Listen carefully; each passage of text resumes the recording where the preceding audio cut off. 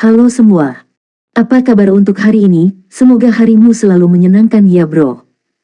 Selamat datang di channel YouTube saya. Tolong dibantu subscribe, like dan share ya, supaya saya terus semangat bikin kontennya. Wakakakak. Reincarnation of the Strongest Sword God, Chapter 2497.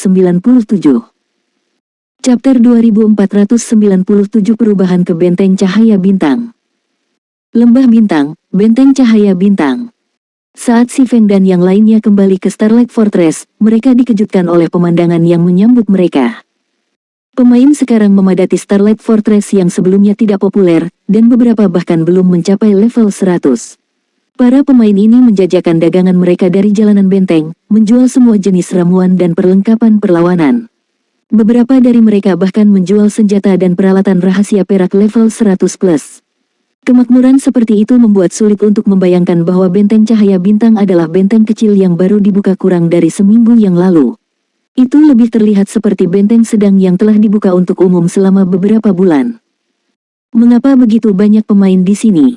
Thunder Beast tercengang dan bingung saat dia melirik ke jalanan yang ramai. Dia tahu bahwa sangat sedikit pemain, selain suku dewa dan timnya, telah berada di benteng sebelum mereka pergi dalam ekspedisi mereka. Bagaimanapun, biaya masuk dan pengeluaran umum Starlight Fortress terlalu tinggi. Sisa di dalam benteng selama 1 hari ekstra saja membuat pemain harus mengeluarkan magic crystal lainnya. Bahkan ahli seperti dia tidak bisa mentolerir harga setinggi itu, belum lagi pemain normal. Dengan cara Si Feng menjalankan benteng, Thunder Beast mengira dia akan beruntung mendapatkan cukup uang untuk menopang operasi harian benteng. Tetapi bertentangan dengan harapannya, Benteng Cahaya Bintang praktis dipenuhi dengan kekayaan, yang sebagian besar datang dalam bentuk kristal ajaib.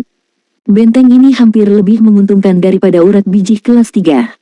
Situasinya bahkan mencengangkan Hellrush. Bahkan jika kuil Dewa Iblis telah menarik beberapa pemain ke Lembah Bintang, Benteng Cahaya Bintang seharusnya tidak berkembang begitu cepat. Apa sebenarnya yang terjadi di sini? Hellrush menyaksikan para pemain berkeliaran di jalan-jalan benteng dengan kebingungan. Dia mengharapkan Benteng Cahaya Bintang menjadi lokasi yang populer di Lembah Bintang. Tidak banyak orang di benua barat yang bisa menahan godaan warisan Dewa Iblis, dan jika mereka ingin mendapatkannya, mereka harus menghabiskan waktu di daerah tersebut.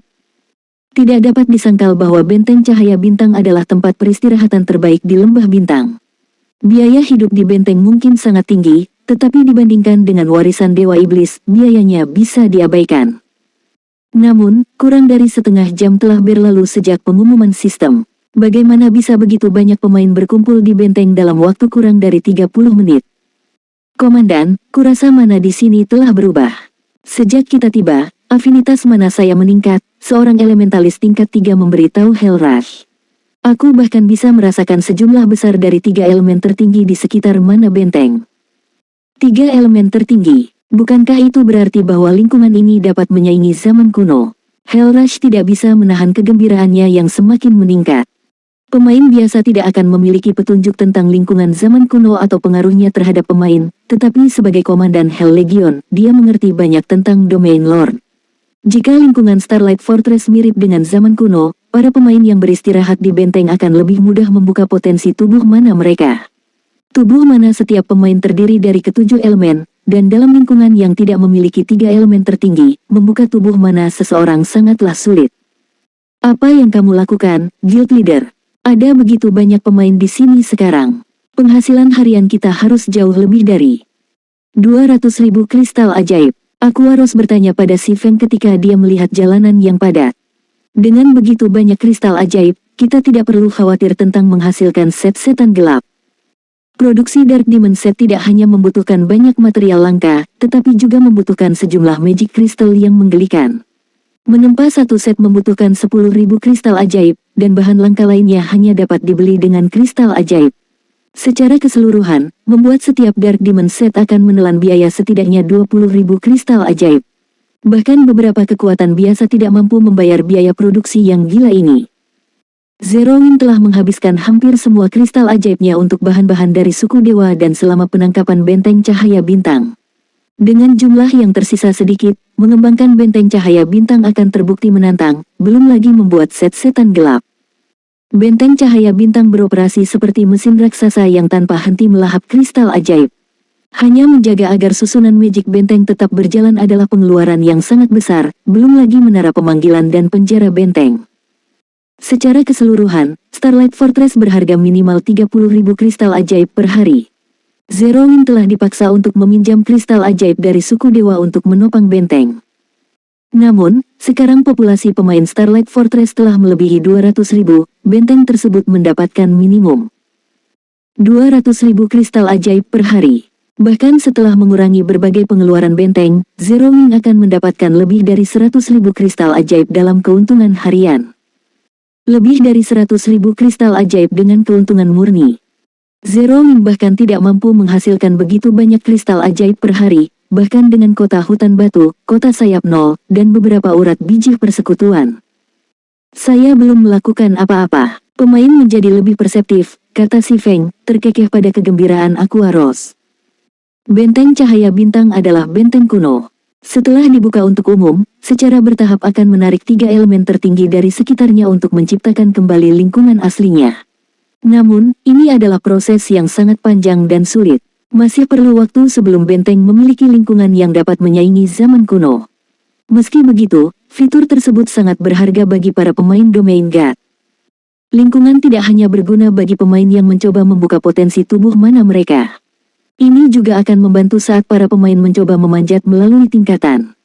Karena pemain bertujuan untuk tingkatan yang lebih tinggi, mereka harus memiliki pemahaman dan kontrol dasar dari 7 elemen. Tanpa kendali dan pengetahuan ini, mereka akan selalu lebih lemah dari yang lain pada tingkatan yang sama. Adapun masalah Dark Demon Set, dia juga sedang pusing memikirkan masalah ini. Menempa beberapa set mungkin tidak terlalu menjadi masalah, tetapi jika dia ingin memproduksi Dark Demon Set secara massal, dia akan membutuhkan cukup Magic Crystal untuk memberikan serangan jantung pada berbagai negara adidaya. Untungnya, Benteng Cahaya Bintang telah berkembang dengan luar biasa selama dia pergi. Tanpa kemajuan ini, dia hanya akan bisa menatap desain tempah. Meskipun dia telah menyelesaikan masalah material, dia masih membutuhkan tenaga kerja yang cukup. Dia tidak bisa melakukan semuanya sendiri.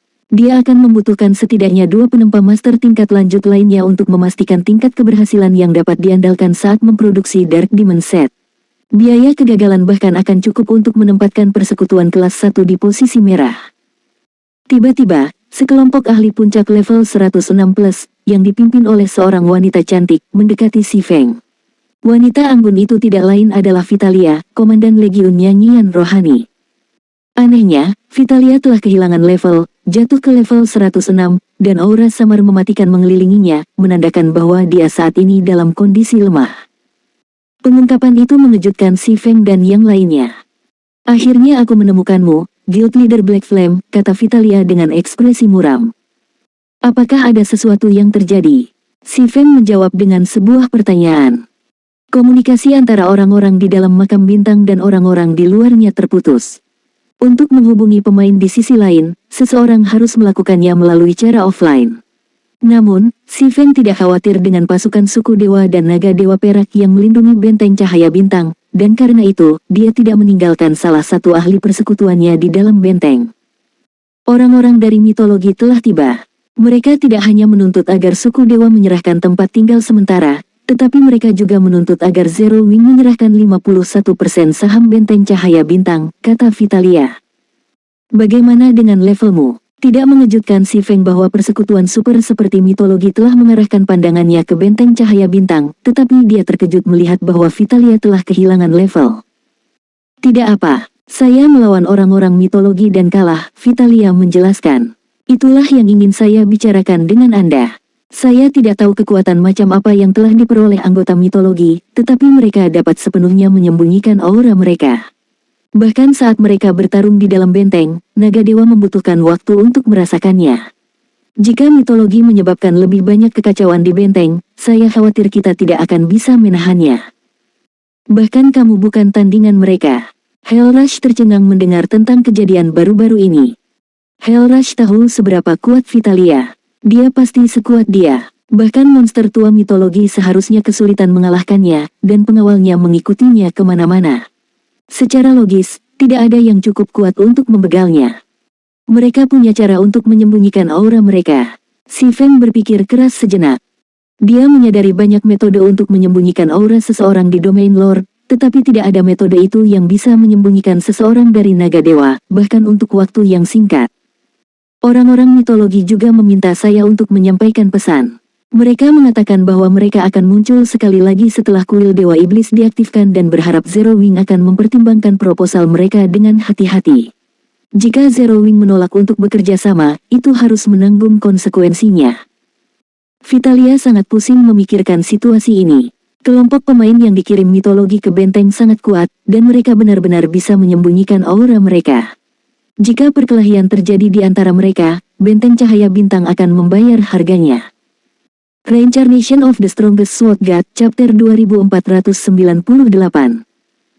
Chapter 2498 Hati Dewa. Saat Vitalia selesai berbicara, keheningan terjadi. Hellrush mengerutkan kening mendengar berita itu. Mitologi terlalu sombong. Apakah mereka pikir kerajaan Nether tidak berdaya? Thunder Beast, yang berdiri setinggi hampir 3 meter, berteriak marah. Ini menyebalkan.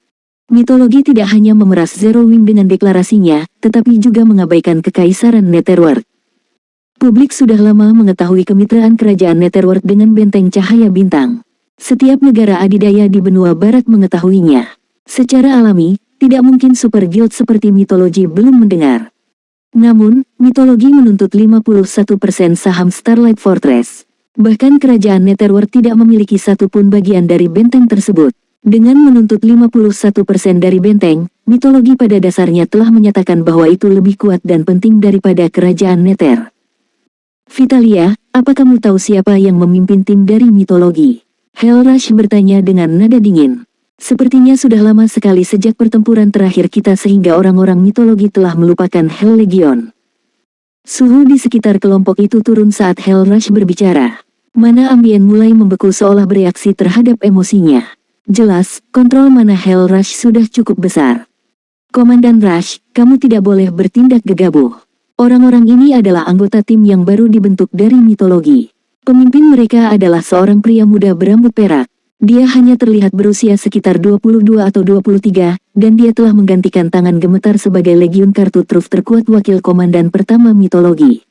Semua rekan satu timnya kira-kira seusia, tetapi mereka semua sangat kuat. Bahkan assassin terkuat tim kami tidak secepat mereka. Mereka bergerak seperti hantu. Ketika mereka muncul di belakangku, aku sama sekali tidak menyadari kehadiran mereka, Vitalia menjelaskan ketika dia menyadari bahwa Hellrush bermaksud untuk berkelahi dengan para anggota mitologi ini. Tim mereka akan sangat sulit untuk diturunkan di lapangan. Dia mengerti kemarahan Hellrush, tapi tim ini memiliki lebih dari selusin pemain, dan mereka semua bisa lenyap tanpa jejak. Jika Legiun Neraka melawan para pemain ini di benteng cahaya bintang, mereka mungkin baik-baik saja, tetapi Legiun hanya akan berlari menuju kematiannya jika mencoba melawan mereka di lapangan. Dengan medan yang kompleks di lapangan, tidak bisa merasakan lawan akan membuat seseorang buta. Bahkan jika Hellrush dan yang lainnya kuat, anggota mitologi itu sangat cepat. Menjepit hanya satu dari pemain itu akan membutuhkan setidaknya 5 atau 6 ahli puncak. Dan ada lebih dari selusin ahli itu. Ketika para pemain ini menyerang lusinan ahli puncak di bawah komandonya, dia tidak bisa menghentikan mereka. Anggota mitologi ini menargetkan satu pemain sebelum melarikan diri setelah mereka membegal sasaran mereka. Mudah untuk membayangkan betapa hebatnya mereka di ladang. Dia menggantikan tangan gemetar. Bagaimana mungkin? Thunder Beast tercengang. Tangan gemetar dikenal sebagai seorang jenius sejak ia bergabung dengan dunia game virtual. Dia telah bertarung dalam game virtual selama lebih dari selusin tahun sekarang dan telah lama mencapai domain realm. Dia telah mencapai banyak hal di domain realm seperti Hellrush, dan pria itu masih berusia 30-an. Dia saat ini berada di puncaknya, dan dia masih memiliki banyak ruang untuk perbaikan. Eselon atas berbagai negara adidaya semua percaya bahwa tangan gemetar adalah pemain yang paling mungkin menjadi komandan Legiun Kartu Truf terkuat mitologi, namun, dia telah kehilangan posisinya sebagai wakil komandan pertama karena seorang pemuda. Bahkan Hellrush memasang ekspresi muram setelah mendengar berita itu. Tidak heran mengapa mereka berani mengatakan omong kosong seperti itu. Sepertinya mereka tidak semua bicara. Hellrush berpikir, matanya menyipit ketika dia memikirkan tentang bagaimana menghadapi orang-orang ini. Jika yang dikatakan Vitalia benar, ini akan menjadi masalah besar. Hanya ada beberapa anggota Hell Legion yang bisa melawan tangan gemetar. Tak satu pun dari anggota Legion lainnya akan bertahan lama melawannya.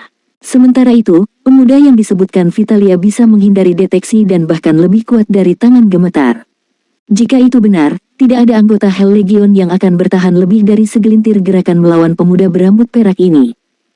Kecuali target memiliki keterampilan atau mantra kebal, bahkan Hell Rush tidak bisa membantu sebelum pemuda itu melakukan 3 atau 4 gerakan. Sementara itu, jika pemuda ini ingin melarikan diri, mereka membutuhkan setidaknya 20 ahli puncak untuk menghentikannya, dan itu dengan asumsi bahwa para ahli ini tidak melupakan pemuda itu. Komandan Vitalia, apakah Anda memiliki catatan masuk dan keluarnya mereka dari benteng? Si Feng bertanya. Tidak, mereka sepertinya baru saja muncul, dan berdasarkan perilaku mereka, mereka tidak memiliki masalah untuk lolos dari keamanan gerbang. Bahkan NPC tingkat 3 tidak menyadarinya, kata Vitalia, menggelengkan kepalanya. Suku Dewa telah menempatkan beberapa pengawal pribadi tingkat 3 untuk mengelola gerbang depan benteng cahaya bintang, tetapi ketika dia telah memeriksa catatan NPC Astris, tidak ada penyebutan pemain dari mitologi. Seolah-olah orang-orang ini muncul begitu saja. Menghentikan para pemain ini di gerbang benteng bahkan tidak mungkin. Ini menarik, kata si Feng sambil tersenyum. Menarik, Vitalia mau tidak mau memutar matanya. Untuk sesaat, dia bertanya-tanya apakah si Feng memahami parahnya situasi ini. Dengan kemampuan untuk masuk dan keluar dari Starlight Fortress dengan bebas, tidak ada yang bisa menghentikan para pemain ini dari menyebabkan kekacauan di dalam Starlight Fortress. Starlight Fortress baru saja lepas landas. Jika kekacauan terjadi di dalam, itu akan menjadi tragedi bagi perkembangan benteng. Tidak ada yang ingin tetap berada di lokasi yang tidak aman, terutama ketika transaksi sumber daya penting terlibat. Tentu saja, serahkan sisanya ke Zero Wing, meskipun aku harus terus merepotkanmu terkait keamanan harian benteng, Komandan Vitalia, si Feng berkata sambil mengangguk dengan percaya diri. Jika ini terjadi sebelum dia mendapatkan hati dewa, ahli seperti hantu ini akan sangat memusingkan baginya. Tanpa kemampuan untuk membegal secara instan para pemain ini, mereka dapat menghilang ke setiap penjuru benteng secara acak, dan itu akan menjadi akhir dari cerita. Dia tidak punya pilihan selain membiarkan orang-orang ini pergi. Namun, situasinya telah berubah.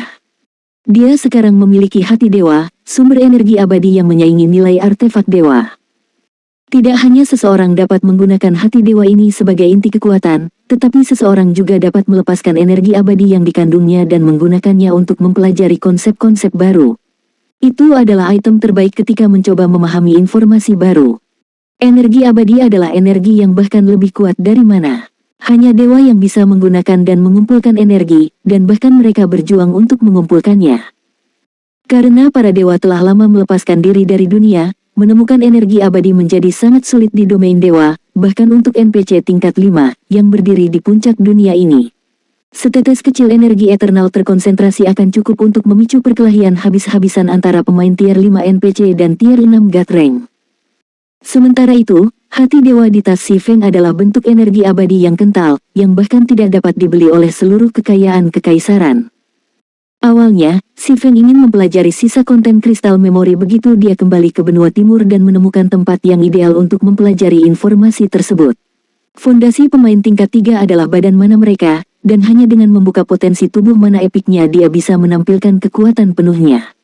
Dia kemudian dapat menjelajahi peta yang berisi fragmen pedang Sulaiman yang tersisa. Oleh karena itu, dia membutuhkan lokasi yang dapat membantunya mendapatkan manfaat maksimal dari kristal memori Eliadi.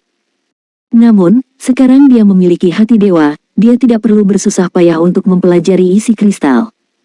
Begitu dia menemukan cukup privasi untuk mengambil hati dewa dari tasnya tanpa memaparkannya kepada orang lain, dia dapat membuat tempatnya sendiri, yang terbaik di domain dewa. Untungnya, Fortress Lord's Mansion adalah lokasi yang sempurna. Si Feng kemudian berpisah dengan Vitalia dan yang lainnya, menuju ke mansion. Vitalia tercengang saat dia melihat anggota si Feng dan Zero Wing pergi. Dia tidak bisa membayangkan sedang melewati pikiran pendekar pedang.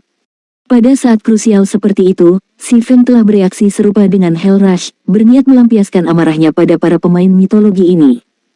Apa yang harus kita lakukan sekarang, Komandan? Tanya prajurit perisai tingkat 3 di samping Vitalia.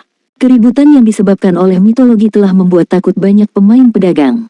Jika mitologi menyebabkan keributan lain, saya khawatir semua orang di benteng akan panik. Mengontrol situasi tidak akan mudah. Petik 2 petik 2 petik 2. Lupakan. Saya tidak peduli lagi. Biarkan orang-orang mitologi membuat keributan jika mereka mau.